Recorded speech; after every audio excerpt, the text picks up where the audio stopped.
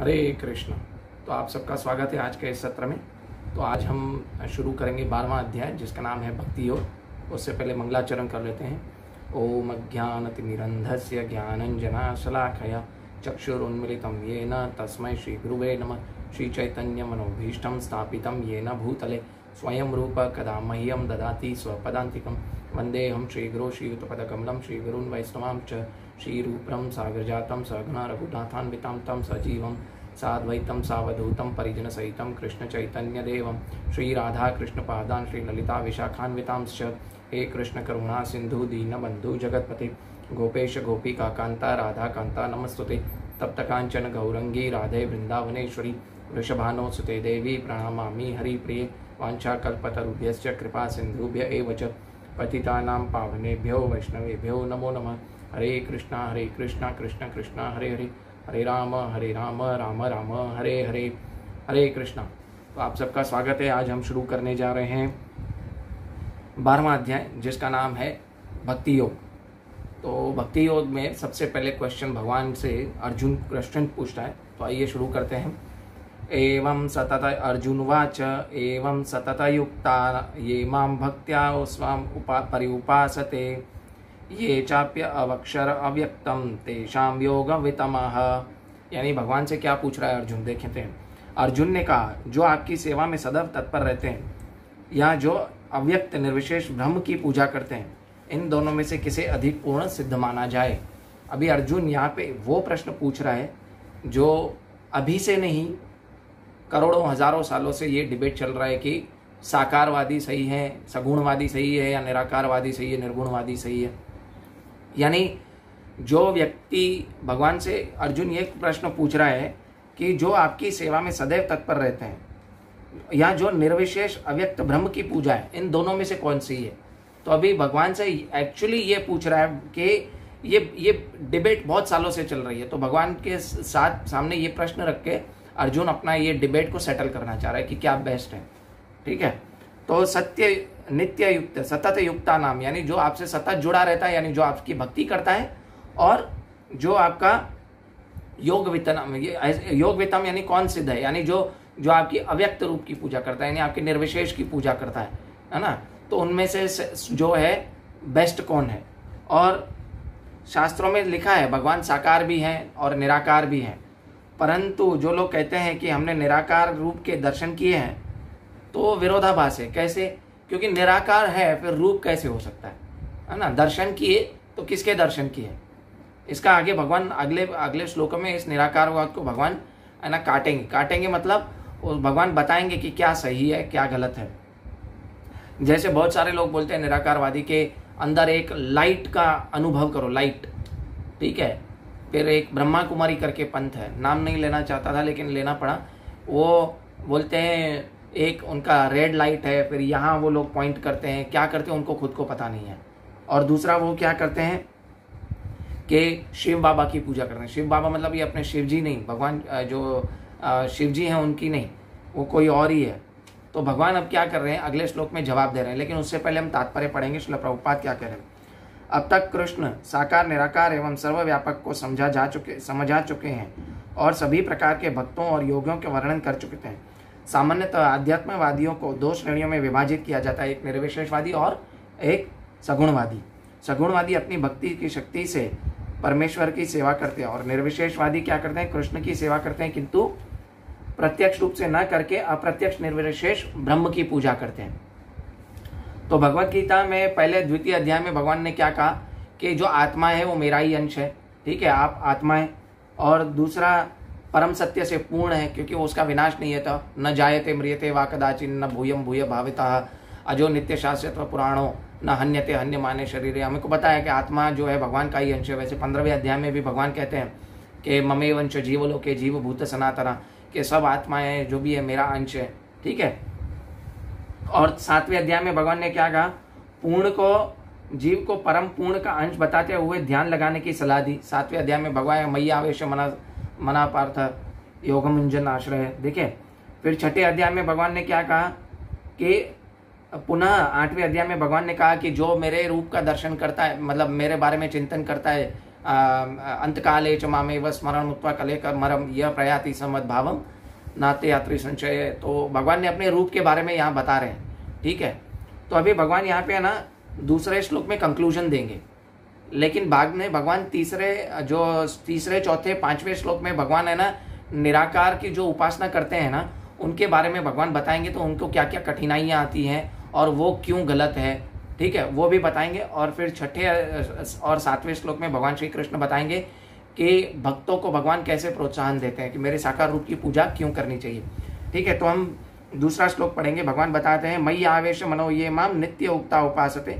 श्री भगवान उवाच मयि आवेश मनो ये माम नित्य उक्ता उपासते श्रद्धाया परे उपतासते मैं युक्तत्मा मतः। श्री भगवान ने कहा जो लोग अपने मन को मेरे साकार रूप में एकाग्र करते हैं और अत्यंत श्रद्धापूर्वक मेरी पूजा में सदैव लगे रहते हैं वे मेरे द्वारा परम सिद्ध माने जाते हैं। अभी भगवान ने है ना यहाँ पे घुमा फिरा के आंसर नहीं दिया, भगवान ने स्ट्रेट आंसर दे दिया। क्या आंसर दे दिया कि मेरे साकार रूप की जो पूजा करता है वो पूर्ण सिद्ध माना जाता है।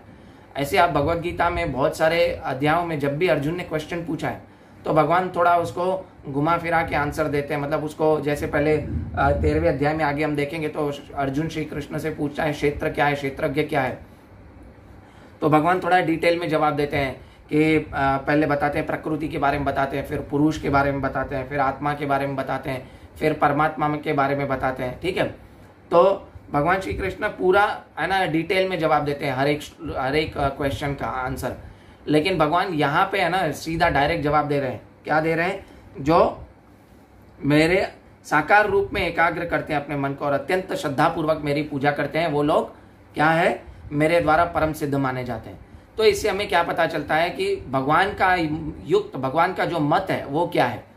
और यहाँ पर एक्चुअली देखा जाए तो भगवान श्री कृष्ण ने ना चैप्टर खत्म कर दिया, परंतु भगवान आगे के श्लोक थोड़ा डिटेल में आगे बताएंगे कि निराकार को जो उपासना करता है उसको क्या क्या तकलीफें आती हैं, और जो साकार रूप मेरे कृष्ण द्विभुज रूप श्याम सुंदर की पूजा करते हैं और जगन्नाथ की पूजा करते हैं, जो भी है मेरे साकार रूप की जो पूजा करते हैं, तो उनको प्रोत्साहन कैसे दे रहे हैं भगवान वो बताएंगे। और देखिए एक्चुअली यहाँ पे भगवान ने घुमा फिरा के इसलिए नहीं कहा क्योंकि आप निराकारवादी देखें उसमें हजारों टाइप के लॉजिक होते हैं और उनको पता भी नहीं होता कि वो एक्चुअली किसका ध्यान लगा रहे हैं। इसलिए भगवान यहाँ पे क्या बता रहे हैं, साकार रूप की ही पूजा करना, यानी कृष्ण की ही पूजा करें और किसी रूप की पूजा ना करें। इसलिए आप देखा जाए तो इस अध्याय में सिर्फ 20 श्लोक है और भगवान ने शॉर्ट में ये अध्याय कर दिया, क्योंकि अगर आप किसी वस्तु को ज़्यादा प्रूव करना चाहते हो जो थोड़ी डिफिकल्ट है तो उसमें थोड़ा टाइम लगता है, लेकिन ये सिंपल भगवान ने चीज़ बताई, इसलिए भगवान ने ये 19 श्लोक भगवान ने कहे और 1 श्लोक अर्जुन ने कहा और ये अध्याय भगवान ने यहीं पे ख़त्म किया। अभी भगवान में मन को कैसे लगाएं, पहले तो मयि आवेश बताया। मयि आवेश मतलब भगवान में प्राण न्योछावर करना, भगवान के लिए प्रेम, भगवान के लिए जो भी कुछ करना है भगवान के लिए करना है, भगवान के लिए प्राण न्योछावर करना है ना, मयि आवेश उसको बोलते हैं। और मयि आवेश मतलब भगवान की सेवा करना। सेवा भगवान की कैसे करें, मंदिर में झाड़ू लगा के करें, मंदिर मार्जन करके है ना। हम लोग कहते हैं ना मंगला आरती में क्या कहते हैं, संसार दावा नलले ढलो का, फिर दूसरा क्या आता है, दूसरा श्लोक मुझे याद नहीं आ रहा, संसार दावा नलले ढलो का त्रणाय कारुण्य घन घनत्वम प्राप्तस्य कल्याण गुणर्णवस्य वंदे गुरु श्री चरण नवीन्द्रम, है ना। महाप्रभु कीर्तन नृत्य गीता, है ना, महाप्रभु कीर्तन नित्य गीता, कीर्तन करते रहते हैं और फिर क्या करते हैं, श्रृंगार मंदिर मार्जना दो, है ना, मंदिर का मार्जन करना, झाड़ू लगाना, बर्तन साफ करना, ठीक है, भगवान को भोग लगाना, भगवान के लिए भोग पकाना। ऐसे हम भगवान की सेवा करके क्या कर सकते हैं, भगवान में मन लगा सकते हैं।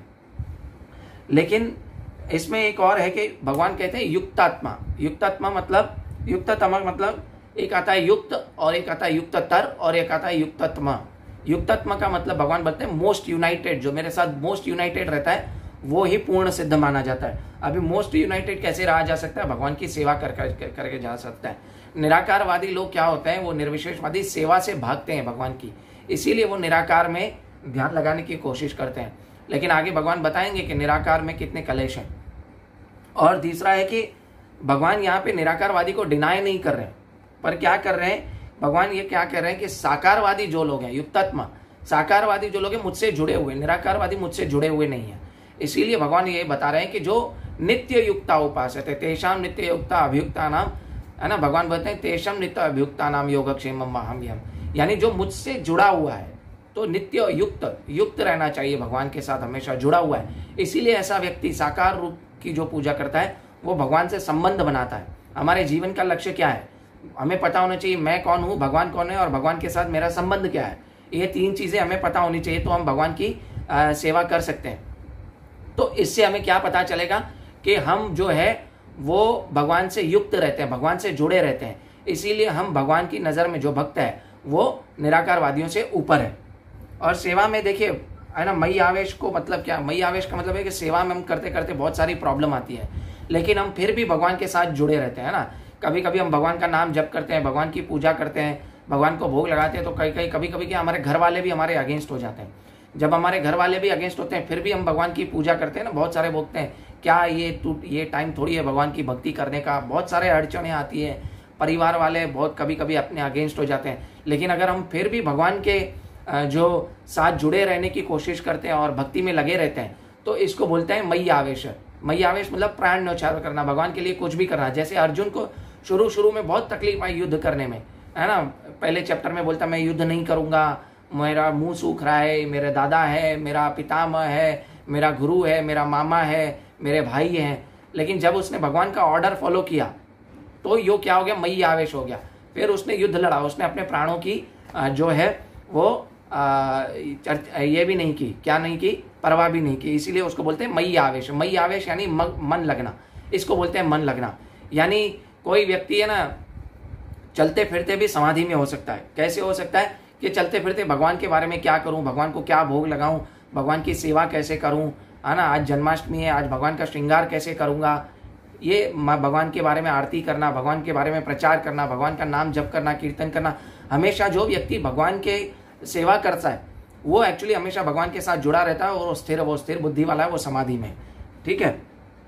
अब तीसरे और चौथे श्लोक में भगवान क्या बोलते हैं, क्योंकि ये जो श्लोक है दोनों एक साथ है, इसमें भगवान अभी जवाब पूरा कर रहे हैं। क्या पूरा कर रहे हैं, निर्विशेषवादियों के बारे में भगवान बता रहे हैं कि क्या होता है। 4, 5 और 6 श्लोक में भगवान बता रहे हैं कि उनका क्या होता है। पहले तो उनकी साधना जो होती है, उनकी शुरुआत भी कठिन है। ठीक है, आपको जंगल में जाना पड़ता है, आपको पूरा घर त्याग करना पड़ता है। फिर उनकी साधना भी कठिन है, स्ट्रेट बैठो, आंखें बंद करो, सांस रोको, बहुत कुछ है, अंदर दर्शन करो, मन को खाली करो, बहुत कुछ बोलते हैं। और फिर उनकी गति भी है वो दुखदायक है। भगवान 5वें श्लोक में ये तीनों चीजें बताएंगे, लेकिन तीसरे और चौथे श्लोक में भगवान बता रहे हैं कि निराकार में क्या प्रॉब्लम्स हैं।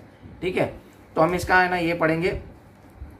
ये त्वम अक्षरम निर्देशम अव्यक्तयम परिउपासते सर्वत्र गम चिंत्यम च कूटस्थलम चलम ध्रुवम सन्नियम्य इंग्राम सर्वत्र समबुद्धय ते प्राप्नुवन्ति मामेव सर्वभूते हिते रताः।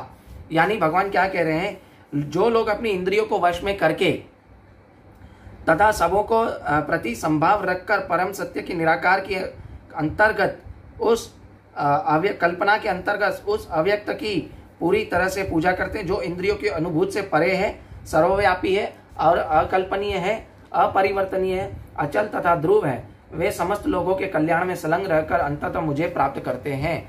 यानी इतना सब करना पड़ता है, अपनी इंद्रियों को वश में करना पड़ता है।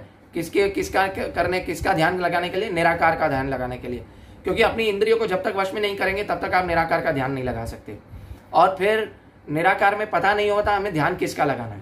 बहुत सारे निराकारवादी बोलेंगे कि मुझे ना निराकार का अंदर ज्योति का दर्शन हुआ, उसका दर्शन हुआ, लेकिन आप उनको पूछेंगे वो कैसा है तो बोलेंगे उनका जो है जबान बंद हो जाएगी, उनका मुंह सिल जाएगा, क्या हुआ अभी मुझे भी पता नहीं। ठीक है, तो निराकारवादियों को पता ही नहीं होता है कि उनका दर्शन, उन्होंने किसका दर्शन किया, और दर्शन किया तो वो साकार हो गया, तो निराकार कैसे हुआ। तो वो उनकी जो स्टेटमेंट है वो कॉन्ट्राडिक्टरी है, वो विरोधाभासी है। ठीक है, और भगवान जब भी है ना जवाब देते हैं ना कोई भी वस्तु का, तो वो रूल्स फॉलो करते हैं। जैसे हम अगर किसी को बोलते हैं कि है ना भगवान कृष्ण को हमेशा याद रखना चाहिए, लेकिन साथ साथ हमें क्या बोलना चाहिए उसको कि भगवान कृष्ण को कभी भूलना नहीं चाहिए। यानी भगवान ने ये सब प्रॉब्लम्स पूरा डिटेल में बताया है, भगवान ने पूरे रूल्स बताए निराकार में होता क्या है। जैसे हम किसी को बोलें कि कल सुबह सत्संग में आना, लेकिन कल सुबह सत्संग में कितने बजे आना है हम नहीं बोलेंगे, तब तक तो उसको पता नहीं चलेगा कि सत्संग में आना है। तो भगवान जब भी किसी वस्तु का जवाब देते हैं तो उसका पूरा रूल्स फॉलो करके जवाब देते हैं। तो हमेशा क्या है, भगवान पहले तो निराकारी क्या बोल रहे हैं, जो लोग ये बोलते हैं कि मतलब उन्हें भगवान उन्हें है ना क्या कर रहे हैं, भक्तों से अलग बता रहे हैं। भक्त और जो निराकारवादी है वो अलग है। भगवान यहाँ पे बोल रहे हैं कि निराकारवादी ज्ञानी है, परंतु उनको ज्ञान के जो है अहंकार हो जाता है, इसीलिए वो भगवान के प्रेमी नहीं है, वो भगवान से प्रेम नहीं करते, उनको सिर्फ अपने ज्ञान का अहंकार हो जाता है और कुछ नहीं होता। इसलिए भगवान क्या है, निराकारवादी में इंटरेस्ट नहीं दिखा रहे। आप यहाँ पे देखें, भगवान इस श्लोक में बता रहे हैं कि वो अहंकारी बन जाते हैं, इसीलिए वो निराकारवाद में इंटरेस्ट नहीं लगता। और इसलिए वो भगवान है ना उनको ये बता रहे हैं। ये श्लोक कहाँ से स्टार्ट हो रहा है, ये भगवान क्या बता रहे हैं, ये त्वम अक्षरम निर्देशम, यानी भगवान ने उनको निराकारवादियों को भक्तों से अलग कर दिया है ना। भगवान बोले कि हम किसी को बोले भगवान जो बोले कि हम किसी को बोले मेरे सत्संग में अरुण भी आता है, सोनू कुमार सिंह भी आता है, बहुत सारे लोग आते हैं, फिर वो भी आता है, वो कौन है, उसको अलग कर दिया। यानी पूरे वीक में मेरे सत्संग में इतने लोग आते हैं, लेकिन संडे को ये लोग भी आते हैं, मतलब ये लोग रेगुलर नहीं है, ये लोग भी आते हैं। मतलब भगवान ने क्या निराकारवादियों को ये कह के ये और ये कह के अलग कर दिया। और पहली बात, भगवान भी जो है निराकारवादियों से प्रेम नहीं करते हैं। क्यों? क्योंकि वो एक्चुअली अपनी इंद्रियों को वश में करके भगवान को पाना चाहते हैं, निराकारवाद को पाना चाहते हैं। और निराकारवादी क्या भगवान की सेवा नहीं करना चाहते, इसलिए भगवान उनसे प्रेम नहीं करते। और निराकार में देखिए कि आकर्षण किससे होता है, निराकारवादी में किसी से आकर्षण नहीं होता, क्योंकि उसका रूप नहीं है, गुण रूप लीला आदि नहीं है। लेकिन भगवान कृष्ण का मतलब ही है सर्व आकर्षक, है ना, ऑल अट्रैक्टिव। तो भगवान कृष्ण में आकर्षण भी है, गुण भी है, रूप भी है, लीला है, तो हम उनमें ज्यादा मन लगा सकते हैं, स्थिर मन लगा सकते हैं। इसीलिए जो है जो निराकारवादी जो है वो इजीली भगवान के पास पहुंच जाते हैं ना, भगवान के पास इजीली पहुंच जाते हैं। एक 100 माले की बिल्डिंग है, अगर आपको बोला जाए कि आप एलिवेटर से ना जाके स्टेयरकेस से जाओ, सीढ़ियों से जाओ, तो आप जाओगे नहीं, जाएंगे। लेकिन क्या करते हैं जो निराकारवादी है, वो सीढ़ियों से जाने की कोशिश करते हैं, और सीढ़ियों से जाने की कोशिश करते हैं तो वो पहुंच नहीं पाते, तो जाते हैं फिर थक जाते हैं, जाते हैं थक जाते हैं। इसलिए भगवान ने क्या कहा, बहुनाम जन्मनान्ते, है ना, बहुनाम जन्मनान्ते ज्ञानात्मा प्रपदन्ते सर्व स महात्मा वासुदेव सर्वमिति स महात्मा सुदुर्लभ। यानी ऐसे महात्मा जो मुझे साकार रूप में जानते हैं, ऐसे बहुत दुर्लभ है। क्यों?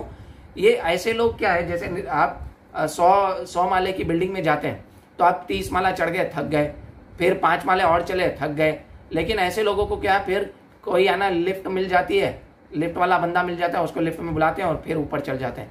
तो भगवान का कहने का मतलब ये है कि निराकारवादी भी अंततो गत्वा, वो क्या है, भक्ति के पाथ में आते हैं, लेकिन कैसे, बहुनाम जन्म नाम अंते ज्ञानवान प्रपद्यन्ते, बहुत जन्मों के बाद उनको ज्ञान होता है।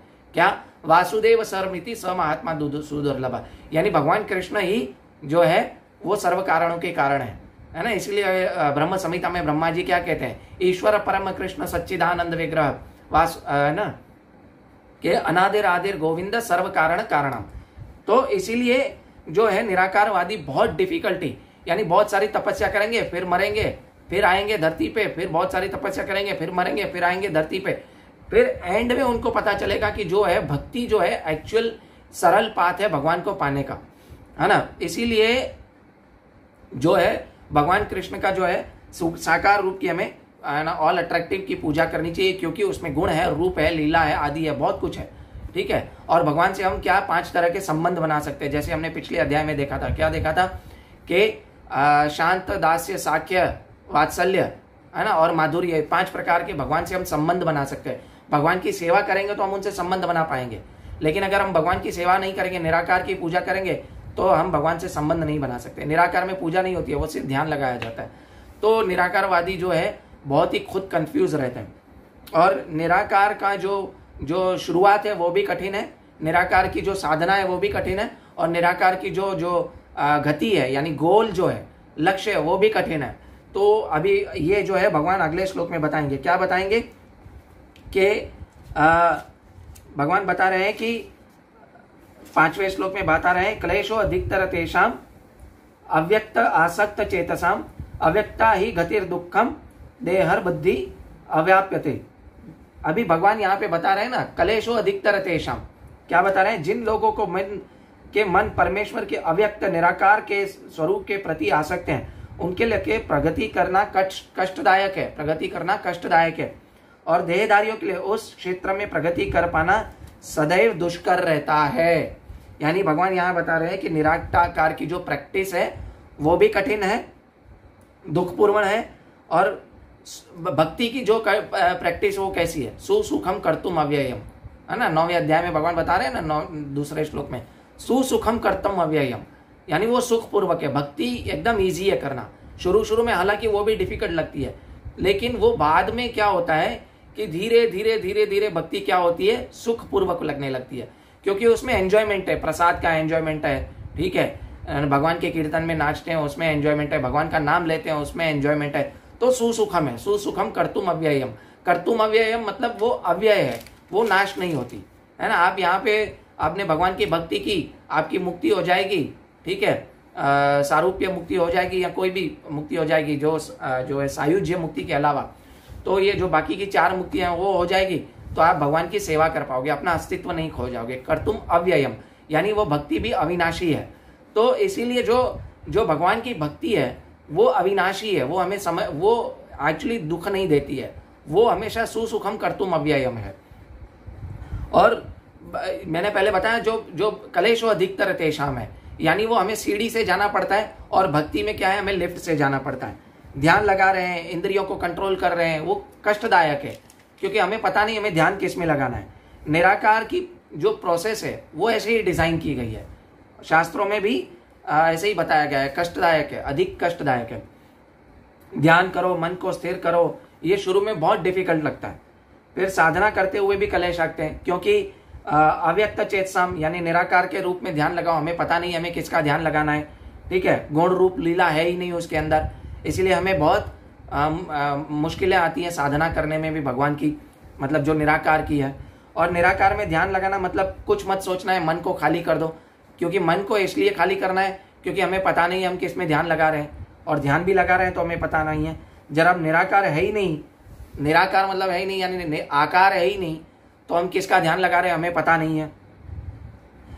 एक्चुअली थियरी में निराकार की उपासना है, परंतु साधना में निराकार की उपासना हो ही नहीं पाती है। थियरी में है निराकार निराकार निराकार, पूरे शास्त्रों में कब बताया है, बहुत सारे में है ना, जो उपनिषदों में बताया है निराकार के बारे में, लेकिन आप डिटेल में पढ़ेंगे तो निराकार के अंदर भी साकार ही छुपा हुआ है, परंतु लोग डिटेल में स्क्रूटिनाइजिंगली स्टडी करते नहीं है। वो सिर्फ भक्त अगर ऐसे उपनिषदों की स्टडी भी करेगा तो वो उसमें से साकारवाद को निकाल के बताएगा आपको। तो ये उपासना जो साधना है, उपासना करते समय वो क्या है, वो भी डिफिकल्ट है। तो कलेश शुरू में भी आ गया, साधना में भी डिफिकल्ट है। तो अभी क्या भगवान बता रहे हैं, गतिर दुखम, भगवान लास्ट में क्या बता रहे हैं, गतिर दुखम देहवत भी व्याप्यते, यानी इन देहधारियों के लिए गति भी दुख है। इसकी गति दुख है मतलब इनका जो गोल है वो भी दुख है, क्योंकि उनको गोल जो है वो भगवान नहीं है, भगवान की सेवा में नहीं लग पाते। यानी हम इस शरीर में जो है भगवान की सेवा में लगे हैं, ठीक है, फिर हमारे अगर इस जो शरीर छोड़ेंगे, त्याग करेंगे, तो भी हम गति क्या होगी, सुखपूर्वक होगी। मैंने बताया सुखपूर्वक कैसे होगी कि हम भगवान के धाम में जाके भी भगवान की सेवा करेंगे, उसमें आनंद लेंगे। परंतु निराकारवादी क्या है, वो एक हो जाएंगे भगवान में। वो लोग बोलते हैं ना मैं ब्रह्म में लीन हो जाऊंगा, तो वो एक हो जाएंगे तो अपना अस्तित्व खो देंगे। लेकिन भगवान के जो भक्त हैं वो अपना अस्तित्व खोते नहीं है, और जो लीन होते हैं जब, तो उनका वापस गिरने का भी, फॉल डाउन का भी चांसेस बहुत ज्यादा है। परंतु जो भगवान का भक्त है वो एक बार अगर मुक्त हो जाता है, वो भगवान का भक्त तो इस शरीर में भी मुक्त कहा जाता है, वो मुक्त आत्मा कहा जाता है, वो बद्ध जीव नहीं कहा जाता, क्योंकि वो भगवान की भक्ति कर रहा होता है, तो हर सिचुएशन में मुक्त है। परंतु निराकारवादी अगर मुक्ति के बाद भी उसका फॉल डाउन का होता है। अगर आप किसी भक्त को बोलो कि आपको निराकार की जो है पूजा करनी है, तो क्या होगा कि आप उसको ये अच्छा नहीं लगेगा। क्यों? क्योंकि उसने भगवान की गुण रूप लीला आदि की सेवा की है, है ना। जो जो भगवान की सेवा नहीं करता उसको उसमें मजा आएगा, लेकिन जो भगवान की सेवा करता है तो वो उसमें उसको सेवा का मजा नहीं मिलेगा, भगवान का सेवा का जो है वो आनंद नहीं मिलेगा। और ना निराकार को पहले क्या होता है कि शुरुआत में भी कठिन है, साधना भी कठिन है और गति भी दुखदायक है। तो इससे पता चलता है कि कलेशो अधिकतर तेषाम, है ना। और दूसरा, अब भगवान यहाँ पे हम लोग है ना इसका तात्पर्य पढ़ेंगे कि क्या कहना चाह रहे हैं श्रील प्रभुपाद भी। आध्यात्मिकवादियों का समूह जो परमेश्वर के अचिंत अव्यक्त निराकार स्वरूप का पाथ अनुसरण करता है वो ज्ञान योगी कहलाता है, क्योंकि वो ज्ञान से भगवान को निराकार समझता है, क्योंकि वो भक्ति नहीं कर रहा भगवान की। तो ज्ञान योगी में क्या अहंकार आ जाता है, भगवान के प्रति प्रेम नहीं आता और वो सेवा के प्रति आलसी होता है। और जो व्यक्ति भगवान की भक्ति में रत रहकर कृष्ण भावनामृत में रहते हैं वो भक्ति योगी कहलाते हैं। देखिए श्रील प्रभुपाद क्लियर बता रहे हैं। तो इससे क्या होता है, जो है ये व्यक्ति जो भी है जो निराकार की पूजा करते हैं, निराकार में रहते हैं, उनको पता नहीं होता वो एक्चुअली कर क्या रहे हैं। यहाँ पर ज्ञान योग तथा भक्ति योग में निश्चित अंतर बताया गया है। ज्ञान योग का पथ यद्यपि मनुष्य को उसके लक्ष्य तक पहुंचाता है किंतु अत्यंत कष्टदायक, जबकि भक्ति योग भगवान की प्रत्यक्ष सेवा होने के कारण सुगम और देहधारी के लिए स्वाभाविक भी है। हमारे देहधारी जीवात्मा के लिए क्या है, वह स्वाभाविक है। इसीलिए वो क्या होता है कि वो जो है निराकार की पूजा करते हैं, जो है भगवान कृष्ण की पूजा करते हैं, उनकी सेवा में लगे रहते हैं। जीव अनादिकाल से देहधारी है। सैद्धांतिक रूप से उसके लिए यह समझ पाना अत्यंत कठिन है कि वह शरीर नहीं है। अंततः भक्ति योगी कृष्ण के विग्रह को पूज्य मानता है, क्योंकि वह मन में कोई न कोई शारीरिक बोध रहता है जिसके रूप में इस रूप में प्रयुक्त किया जा सकता है। निसंदेह मंदिर में परमेश्वर के स्वरूप की मूर्ति पूजा नहीं है। वैदिक साहित्य में साक्ष्य मिलता है कि पूजा सगुण तथा निर्गुण हो सकती है। मंदिर में विग्रह रूप पूजा सगुण है, क्योंकि भगवान को भौतिक गुणों के द्वारा प्रदर्शित किया जाता है। लेकिन भगवान के स्वरूप चाहे पत्थर, लकड़ी या तैल चित्र जैसे भौतिक गुणों द्वारा क्यों न हो अभिव्यक्त किया जाए, यह वास्तव में भौतिक नहीं होता, परमेश्वर ही की यही परम प्रकृति है। बहुत लोग बोलते हैं ना, क्या तुम मूर्ति पूजा करते हो, मूर्ति पूजा करते हो।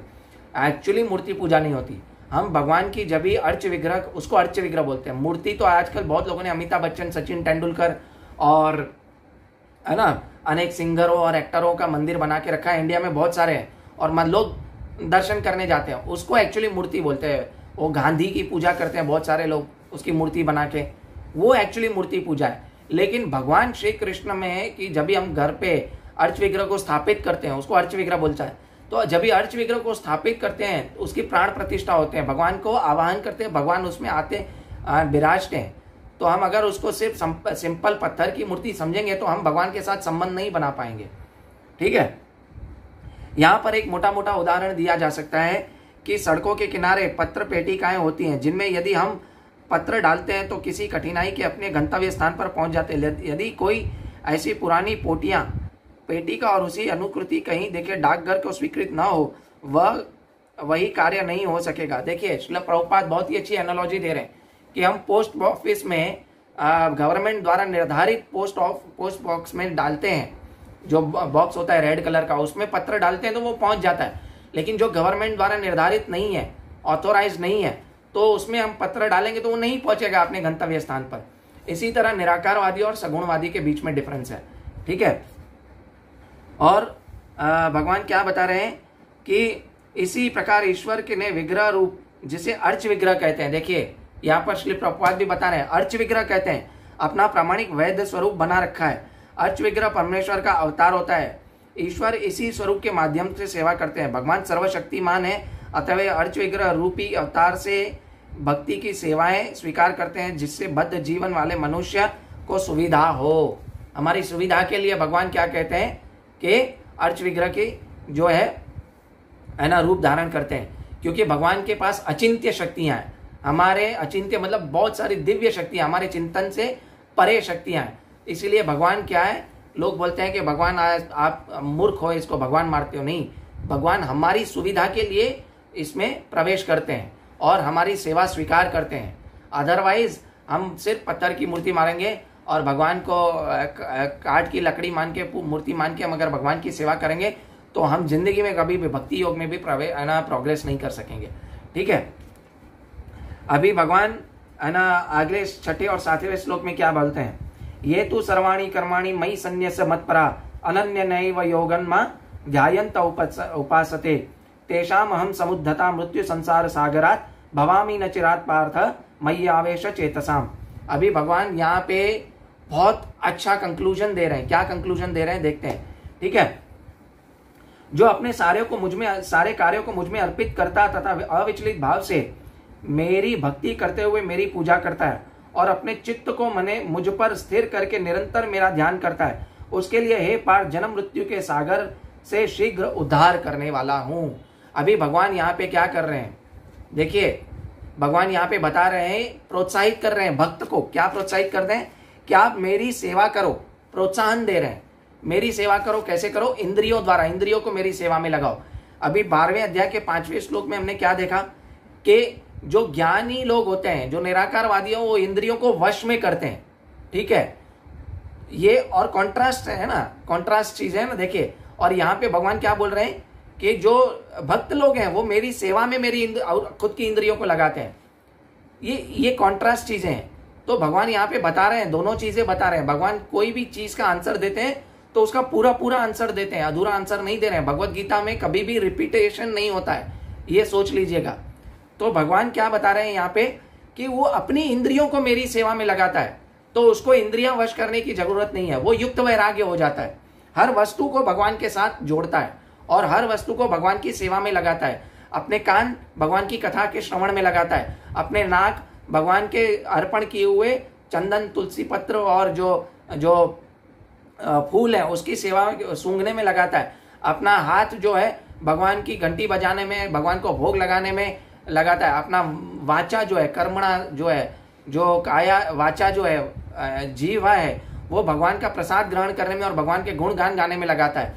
तो इसी तरह से अपनी इंद्रियों को जो भगवान की सेवा में लगाता है, वो एक्चुअली भगवान क्या कह रहे हैं, समृद्धता, पूरी तरह से मैं उसका उद्धार करता हूं। कैसे पूरी तरह से उद्धार, मतलब पहले तो अविद्या से उद्धार करते हैं, है ना, विद्या से नहीं, अविद्या से जो उद्धार करते हैं।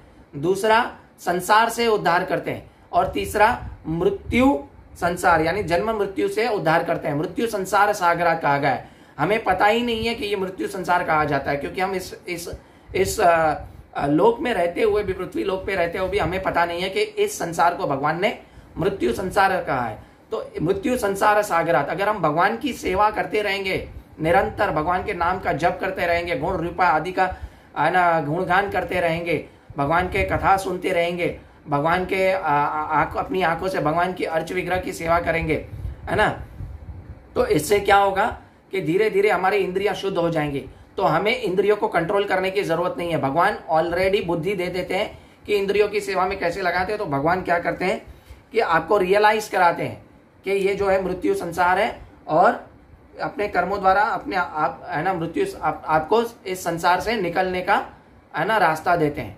अगर रियलाइज इसीलिए कराते हैं, आप जब करते करते आपको पता चल जाएगा ये तो मृत्यु संसार सागरात है, तो मैं जैसे पार लगना है तो मुझे भगवान की कथा सुननी है, भगवान का गुणगान सुनना है और भगवान के नाम का जप करना है।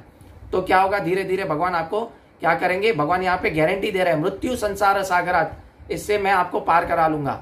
सागर कैसे किसको बोलते हैं, जितना बड़ा सागर है, ठीक है, लेकिन आपके जीवन में कितनी भी कठिनाइयां हो, अगर आप भगवान की भक्ति कर रहे हैं तो क्या होगा, वो भगवान कहते हैं कि एक गाय का जो बछड़े का जो खुर है, आपकी डिफिकल्टी, आप उसको पार करने के लायक हो जाओगे। ऐसी डिफिकल्टी को इतना छोटा कर देते हैं, ठीक है, आपको ऐसा लगेगा।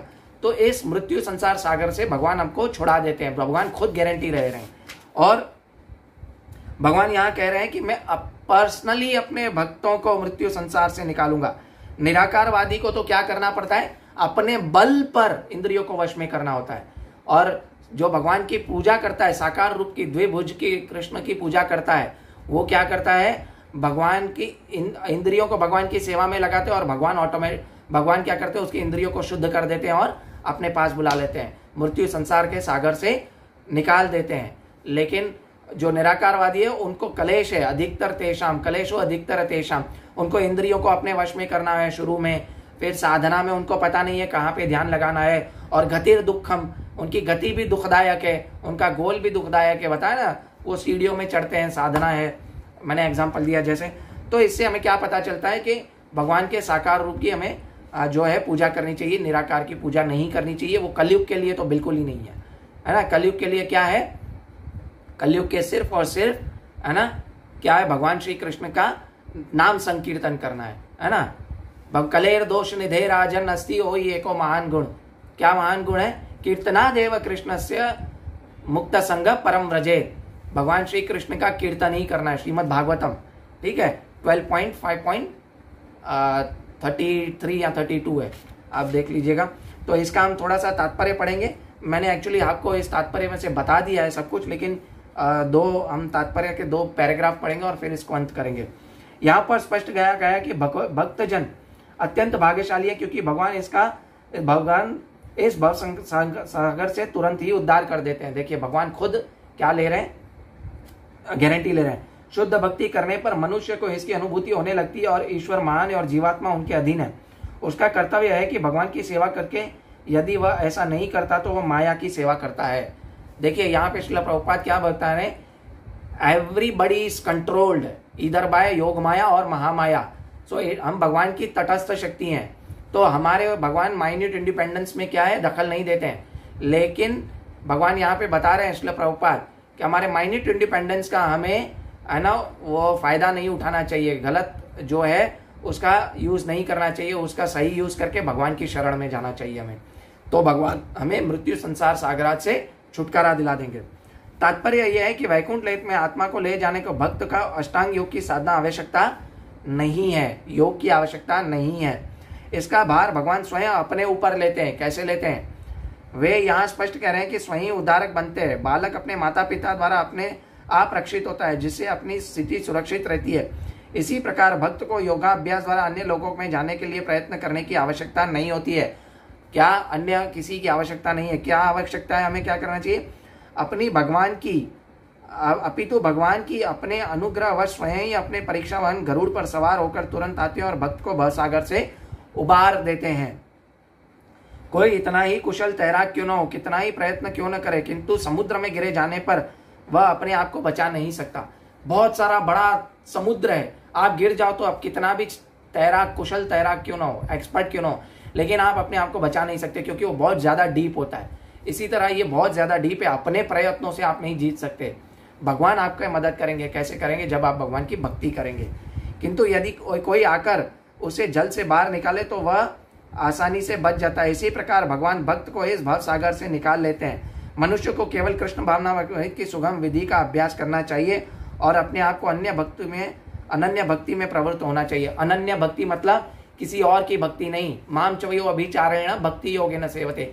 अभिचारेण भक्ति है ना, मेरे लिए दुर्गा भी माँ भगवान है, साईं बाबा भी भगवान है। आजकल तो साईं बाबा का मार्केट है, बहुत सारे लोग जाते हैं साईं बाबा के उधर।